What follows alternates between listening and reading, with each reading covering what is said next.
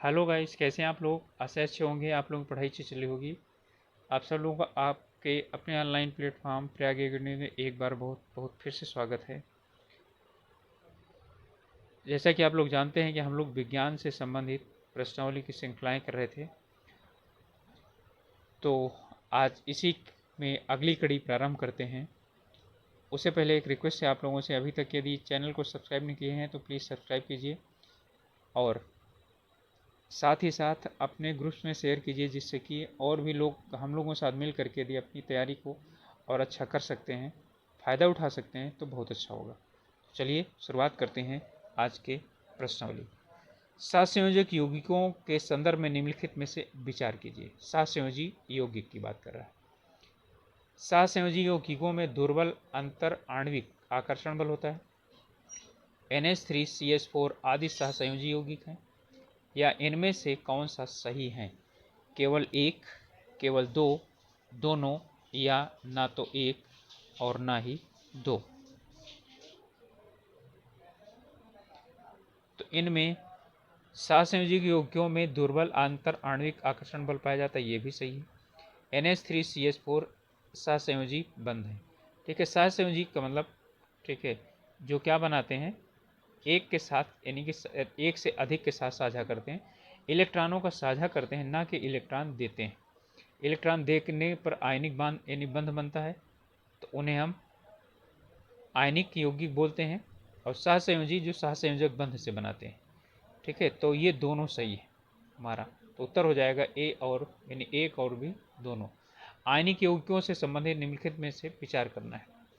आयनिक, अब आयनिक की बात आ गई, जिसमें कि ये इलेक्ट्रॉन का आदान और प्रदान करते हैं, यानी एक इलेक्ट्रॉन देता है और दूसरा इलेक्ट्रॉन क्या करता है, ग्रहण करता है। आयनिक यौगिक एल्कोहल में विलेय होते हैं, यानी अविलेय होते हैं। ये बिल्कुल सही है आपका, उसमें घुलते नहीं है, पानी में विलेय होते हैं। ठीक है, यानी कि इसके लिए आयन होना जरूरी है। आयन नहीं होगा और एल्कोहल में आयन नहीं बनता है। ठोस अवस्था में आयनिक यौगिक विद्युत के उत्तम चालक होते हैं। ठोस अवस्था में नहीं, घुली हुई अवस्था में, द्रव अवस्था में। ठीक है, तो ये गलत हो गया और एक सही है। तो कौन सा सही है? सिर्फ एक, केवल एक। उत्तर हमारा ये हो जाएगा। कथन है, नाइट्रिक अम्ल हाइड्रोजन पेरोक्साइड और पोटेशियम डाइक्रोमेट अपचायक हैं। नाइट्रिक अम्ल, हाइड्रोजन पेरोक्साइड और पोटेशियम डाइक्रोमेट अपचायक हैं। अपचायक पदार्थ आप जानते हैं, वे पदार्थ जिनके ऑक्सीकरण संख्या में वृद्धि होती है, जो ऑक्सीकृत होते हैं, अपचायक कहलाते हैं। ठीक है, अब इसमें वही है कथन और कारक का। तो कथन और जो कारण है, इनमें पहला वाला जो हमारा है वो क्या है? नाइट्रिक अम्ल, हाइड्रोजन पेरोक्साइड और पोटेशियम डाइक्रोमेट। ठीक है, ये अपचायक नहीं, ये उपचायक है। ठीक है, उपचायक। और वे पदार्थ जिनमें ऑक्सीकरण संख्या में वृद्धि होती है, ऑक्सीकृत होते हैं, उन्हें अपचायक कहते हैं। बिल्कुल, ऑक्सीडा यानी कि ऑक्सीडेंट कहा जाता है। ठीक है, तो ये हमारा दूसरा वाला सही है। तो अब हमारा जो उत्तर हो जाएगा, तो एक गलत है और दो सही है। तो एक असत्य है और दूसरा सत्य है, तो हमारा हो जाएगा कथन एक, यानी कि डी उत्तर। यौगिकों में से आयनिक सहसंयोजी तथा उप सहसंयोजी बंध होते हैं, यानी कि इनमें कह रहा है कि यौगिक जिनमें आयनिक सहसंयोजी तथा उप सहसंयोजी बंध होते हैं, ठीक है, इनमें कौन सा यौगिक है? तो वो हमारा है NH4Cl। NH4+1Cl-1, दोनों क्या बनाए? आयनिक बनाए। ठीक है, NH4 में क्या बनता है? सहसंयोजी बंध बनता है। क्लियर? फिर सी, यानी सी, इसमें जो है ना, यहाँ से N और इसके साथ क्या होते हैं? ये उप सहसंयोजी बंध भी बनाते हैं। ठीक है, तो हमारा हो जाएगा डी, NH4Cl। Ammonium chloride. पुरानी किताबों का कागज़ भूरा किस कारण होता है? किस कारण जो है ना पुरानी किताबों का भूरा होता है? लगातार उपयोग से, संवातन की कमी से, धूल जम जाने से, या सेल्यूलोज के ऑक्सीकरण से। तो इसमें हमारा उत्तर हो जाएगा सेल्यूलोज के ऑक्सीकरण से। ठीक है, सेलुलोज का ऑक्सीकरण हो जाता है, क्योंकि सेलुलोज से बना होता है, ऑक्सीकरण हो जाता है, इसलिए काफ़ी दिनों तक रखने के बाद जो किताबें होती हैं वो क्या हो जाती हैं, वो भूरे हो जाती हैं। नम वायु में रखी गई लोहे की चादर जंग से ढक जाती है। कारण क्या है? जंग क्या है? एक तत्व है, यौगिक है, लोहे और धूल का मिश्रण है, लोहा, ऑक्सीजन और जल का मिश्रण है। ठीक है, तो आप लोग जानते हैं अच्छी तरीके से कि जो जंग है वो लोहा, ऑक्सीजन और जल का क्या है, वो मिश्रण है। यदि इनमें से तीनों में से क्या किया जाए, किसी एक को हटा दिया जाए तो जंग नहीं लगेगा। इसलिए जंग से रोकने के लिए क्या कर देते हैं, पेंट कर देते हैं या ग्रीस लगा देते हैं, तेल लगा देते हैं। तो हमारा उत्तर हो जाएगा डी। अगला प्रश्न है, और एक प्रश्न और भी पूछा जाता है कि लोहे में जब जंग लगता है तो उसका भार क्या होता है। तो लोहे में जंग लगने पर उसका भार बढ़ जाता है, क्योंकि उसका ऑक्सीकरण होता है, ऑक्सीजन उसके साथ जुड़ जाती है।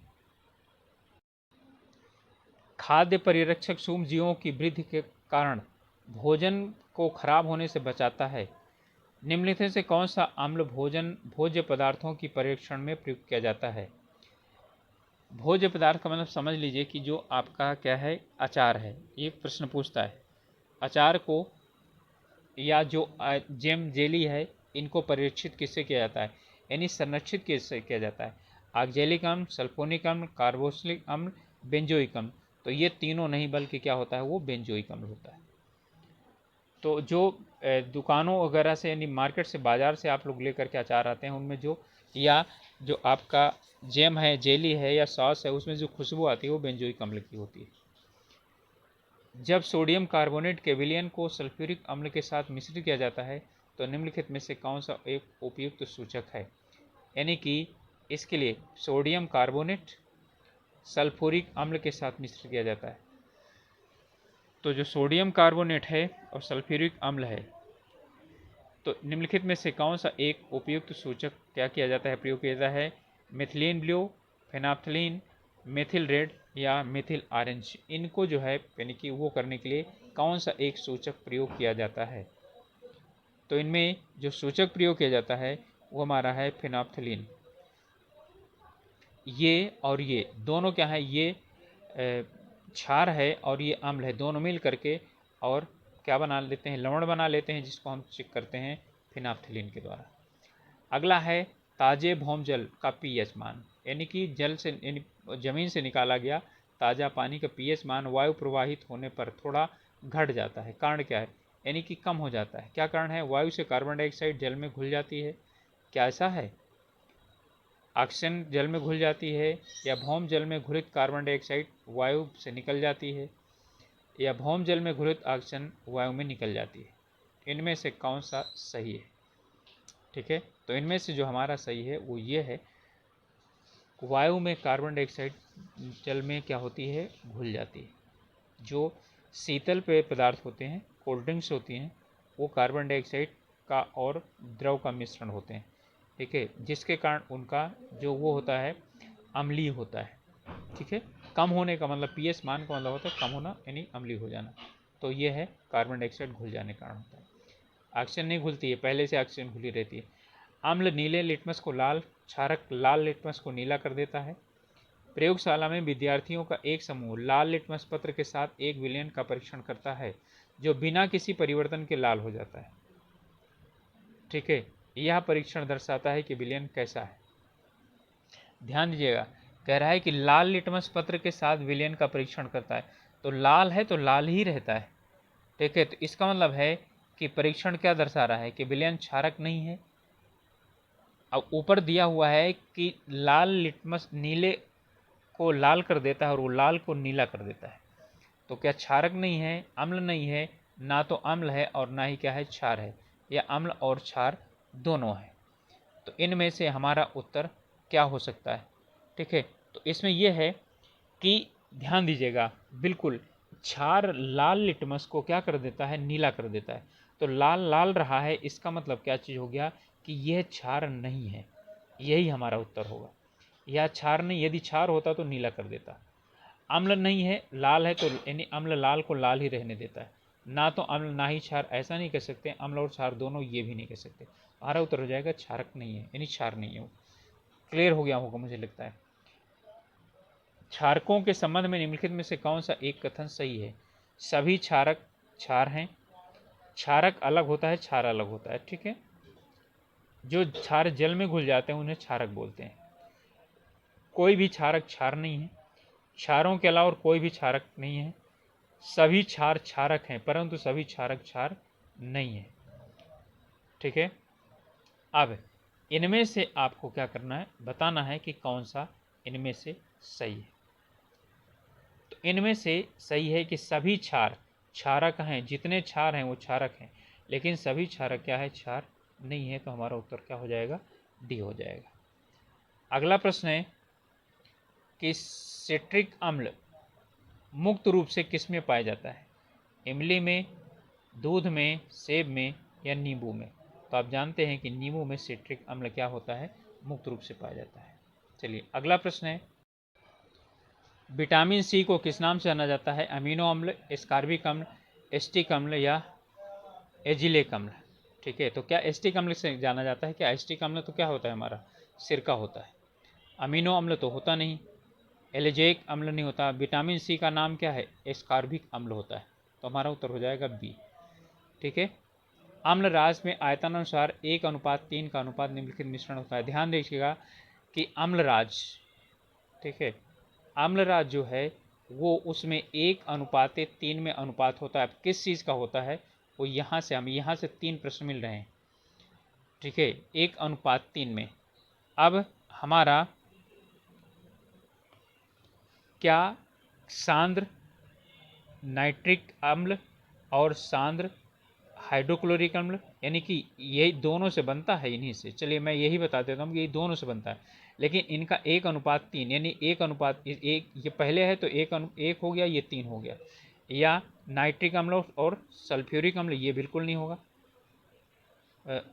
सॉरी, ठीक है, HCl नहीं, यहाँ पर जो है ना ये नाइट्रिक अम्ल और किससे बनता है, सल्फ्यूरिक अम्ल से ही बनता है।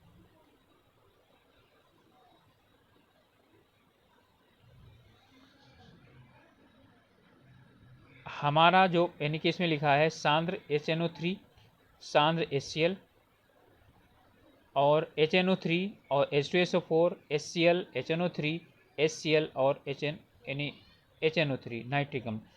तो इसमें 2 जगह दिया हुआ है, यहाँ पर तनु और तनु, सांद्र और सांद्र, यहाँ पर सांद्र दिया है, यहाँ सांद्र दिया है। हमारा उत्तर हो जाएगा ए। सांद्र नाइट्रिक अम्ल और सांद्र सल्फ्यूरिक अम्ल, इनको जब 1:3 में मिलाया जाता है तो इसे बोलते हैं अम्लराज। ठीक है, और इसी अम्लराज का प्रयोग किया जाता है सोने और चांदी के गहनों को साफ करने के लिए स्वर्णकारों के द्वारा। ठीक है, थोड़ा सा इसमें मुझे यानी कि वो हो गया था, डाउट हो गया था, लेकिन ये बिल्कुल क्लियर है। ठीक है, आप लोगों से थोड़ा माफ़ी चाहता हूँ मैं। सांद्र नाइट्रिक अम्ल और सांद्र सल्फ्यूर यानी कि हाइड्रोक्लोरिक अम्ल, ये 1:3 में जब मिलाए जाते हैं तो अम्लराज बनता है। और अम्लराज का जो प्रयोग किया जाता है वो प्रीसियस जो मेटल होते हैं उनको साफ करने के लिए प्रयोग किया जाता है, यानी जैसे सोने और चांदी के जो जेवर होते हैं उनको साफ करने के लिए प्रयोग किया जाता है। ठीक है, अगला प्रश्न है, आजकल सिरके का मुख्यतया उपयोग रसोई घर में एक सामान्य पकाने के संगठक के रूप में किया जाता है। सिरका, जिसे हम एस्टिक अम्ल कहते हैं, यह एक आसानी से उपलब्ध हल्का अम्ल है। इसे गन्ने के रस के किण्वन द्वारा बनाया जाता है, जिसमें पाया जाता है क्या? ठीक है, बस वही हो गया, कौन सा, एस्टिक अम्ल। ठीक है, उत्तर हो जाएगा एस्टिक अम्ल हमारा। परख नली में मौजूद H2O यानी कि पानी और जलीय NaOH में किसकी सहायता से विभेद किया जा सकता है? लाल लिटमस से, नीले लिटमस से, Na2CO3 से या HCl यानी जलीय से? तो इसमें किसके द्वारा प्राप्त किया जा सकता है? देखिए ध्यान दीजिए, ये NaOH जलीय विलयन है, तो NaOH जलीय विलयन किस रूप में होता है? OH है तो ये होता है क्षार यानी क्षारक। तो जो क्षारक हैं वो लाल लिटमस को नीला कर देते हैं। ठीक है, तो किस यानी कि इसके लिए क्या हो जाएगा, लाल लिटमस। लेकिन पानी उसकी क्या करेगा, कोई परिवर्तन नहीं करेगा। तो इसके लिए हमें क्या लाना पड़ेगा, लाल लिटमस लेना पड़ेगा। हमारा उत्तर हो जाएगा लाल लिटमस। ठीक है, नीला लिटमस तो हम क्या लेते हैं, अम्ल के लिए। हवाई जहाज़ों में विद्युत आवेशित रेत को फेंककर कृत्रिम वर्षा की जाती है। कृत्रिम वर्षा के लिए बादल बनाने के लिए कौन सा रसायन प्रयुक्त किया जाता है? बहुत अच्छा क्वेश्चन है, एसएससी वगैरह में कई बार ये पूछा गया, कई जगहों पर पूछा गया है। Silver nitrate, potassium bromide, silver iodide, potassium nitrate.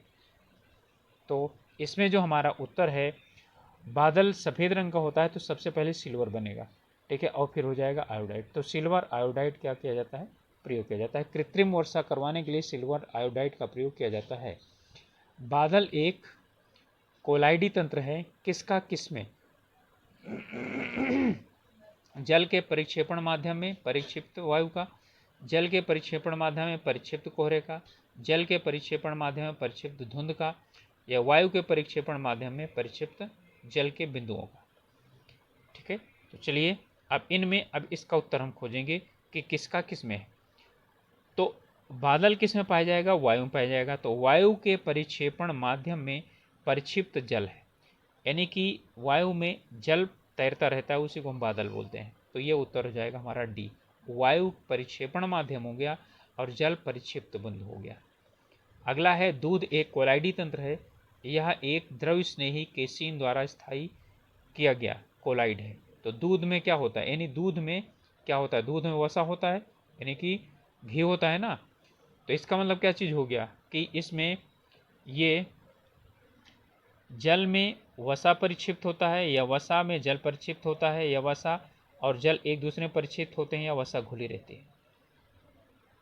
ठीक है, तो इसमें ध्यान दीजिएगा, वसा जल में परिक्षिप्त होता है, यानी जल में वसा घुल जाती है, ये कहने का मतलब जल में वसा घुल जाती है, ये तो दूध बनता है। ठीक है, तो हमारा उत्तर हो जाएगा बी। अगला प्रश्न है, वह पदार्थ जो जल के संपर्क में आने पर शीघ्रता से कोलाइडी विलयन बनाता है क्या कहलाता है? यानी जल के संपर्क में आते ही कोलाइडी विलयन बनाता है, तो उसे विस्तीर्ण कोलाइड कहते हैं, सहचारी कोलाइड कहते हैं, जल विरोधी कोलाइड कहते हैं, जल स्नेही कोलाइड कहते हैं।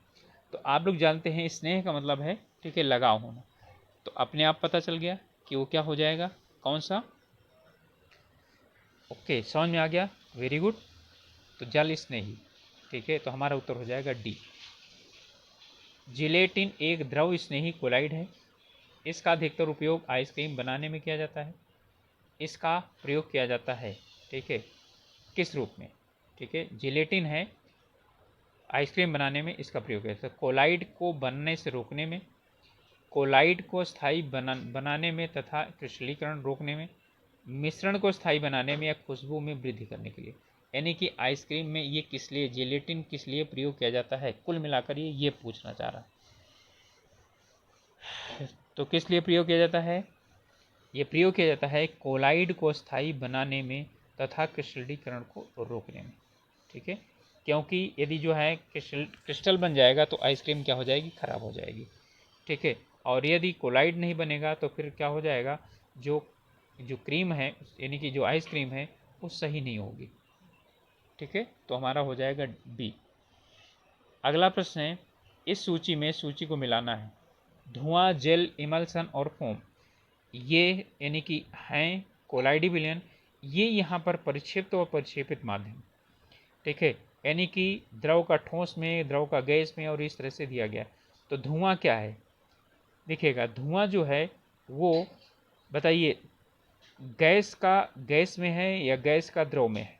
ठीक है, जो धुआं है उसकी बात हो रही है। तो जो धुआं है वो गैस में परिक्षिप्त ठोस है। गैस में जब क्या हो जाए, कार्बन डाइऑक्साइड, ठोस कार्बन के कण क्या हो जाते हैं, मिल जाते हैं, तो उसे हम बोलते हैं धुआं। ए का हमारा उत्तर हो जाएगा 5। ठीक है, इसके बाद जेल जो है वो ठोस का परिक्षिप्त द्रव, यानी कि ठोस में परिक्षिप्त द्रव है। ठोस में जब द्रव मिला दिया जाता है तो क्या बनता है, जेल बनता है। इमल्सन, ठीक है, इमल्सन है हमारा द्रव में परिक्षिप्त द्रव। ठीक है, यानी द्रव में द्रव क्या किया जाता है, जब मिलाया जाता है तो क्या बनता है, इमल्सन बनता है। इसके बाद आता है फोम। तो फोम द्रव में परिक्षिप्त गैस। ठीक है, तो फोम का मतलब होता है झाग। ठीक है, तो द्रव में परिक्षिप्त गैस। तो हमारा उत्तर हो गया 5, 4, 3 और 1। तो इसमें जो हमारा बनेगा वो क्या बनेगा, 5, 4, 3 और 1 बनेगा। ठीक है, अगला प्रश्न है, कथन है कि सोडा जल और शीतल पेयों में कार्बन डाइऑक्साइड की विलेयता बढ़ाने के लिए बोतल को अधिक दाब पर बंद किया जाता है। मैंने पहले ही बताया था ठीक है, कि हम जब क्या करते हैं सोडा जल और शीतल, यानी सोडा चाहे यानी सोडा बोतल लें या जो हमारा कोल्ड ड्रिंक्स हैं उनमें कार्बन डाइऑक्साइड मिली रहती है, लेकिन उसे क्या किया जाता है अधिक दाब पर बंद किया जाता है। किसी गैस की द्रव में विलेयता गैस के दाब के समानुपाती होती है। ठीक है, अब इनमें बताना है कौन सा हमारा क्या है सही है गलत। देखिए ये बिल्कुल सही है, सोडा जल और शीतल पेय में कार्बन डाइऑक्साइड की विलेयता बढ़ाने के लिए बोतल को अधिक दाब पर बंद किया जाता है। अधिक दाब पर बंद किया जाए तो कार्बन डाइऑक्साइड अधिक मिलेगी, घुलेगी उसमें। कम दाब पर होगा तो कम ही घुलेगी। और गैस की द्रव की विलेयता गैस के दाब के समानुपाती होती है, यानी गैस का दाब बढ़ाएंगे तो विलेयता बढ़ जाएगी द्रव में। ठीक है, तो हमारा जो उत्तर है वो ये है, दोनों कथन सत्य हैं, एक भी सत्य है, दो भी सत्य है, और वो उसका सेकंड जो है ना पहले का स्पष्टीकरण करता है। कार्बन डाइऑक्साइड क्यों मिलाई जाती है उसमें, यदि कार्बन डाइऑक्साइड नहीं मिलाई जाए तो क्या हो जाएगा, वो नष्ट हो जाएगा, सड़ जाएगा। ठीक है, और पीने के योग्य नहीं रह जाएगा, यानी उसका क्या हो जाएगा ऑक्सीकरण हो जाएगा। और जैसे ऑक्सीकरण हो जाएगा होना शुरू हो जाएगा वैसे उसका क्या शुरू होगा, उसमें बैक्टीरिया या जीवाणु पैदा होना शुरू हो जाएंगे और वो फिर क्या कर देंगे उसको नष्ट कर देंगे। ठीक है, तो उसे क्या बोल देंगे, रेंसिड कर देंगे, यानी जिसे आप लोग बोलते हैं भूस जाना, यानी कि उसका जो खुशबू है वो ख़राब हो जाएगी और वो ख़राब हो जाएगा। ठीक है, जैसे पानी आप लोग देखते हैं कि एक समय पर यानी कि एक दिन का या ज़्यादा दिन रखने पर क्या हो जाता है ख़राब हो जाता है। तो ये हमारे यानी कि विज्ञान के कुछ प्रश्न थे। मिलेंगे अगले सेशन में। आप लोगों को एक सूचना दे रहा हूँ मैं कि अब हम विज्ञान का सेशन जो है ना यानी कि निर्धारित करेंगे एक नए तरीके से। आप लोग वहाँ पर भी क्या कर सकते हैं यानी कि वीडियो देख सकते हैं, जिसके लिए टारगेट किया जाएगा यानी लक्ष्य हमारा है बंदरोगा उत्तराखंड का। तो उत्तराखंड बंदरोगा से संबंधित विज्ञान की यानी कि पूरे जितने भी हैं प्रश्नावली, इससे क्या किया जाएगा, जो सिलेबस है फिजिक्स केमिस्ट्री बायो और इन्वायरमेंट, ठीक है, ये करवाई जाएंगी। तो आप लोग ज़रूर उसका लाभ उठाइएगा। फिर से एक बार रिक्वेस्ट है कि अभी तक आप लोगों ने यदि चैनल को सब्सक्राइब नहीं किया है तो प्लीज़ सब्सक्राइब कीजिए और अपने ग्रुप्स में शेयर कीजिए। आप लोगों से एक और रिक्वेस्ट है कि अपनी पढ़ाई पर ध्यान दीजिए, अपने स्वास्थ्य पर ध्यान दीजिए, खान पान पर ध्यान दीजिए। ठीक है, और पढ़ते रहिए, आगे बढ़ते रहिए। मिलेंगे आगे नेक्स्ट सेशन में, तब तक के लिए ऑल द बेस्ट।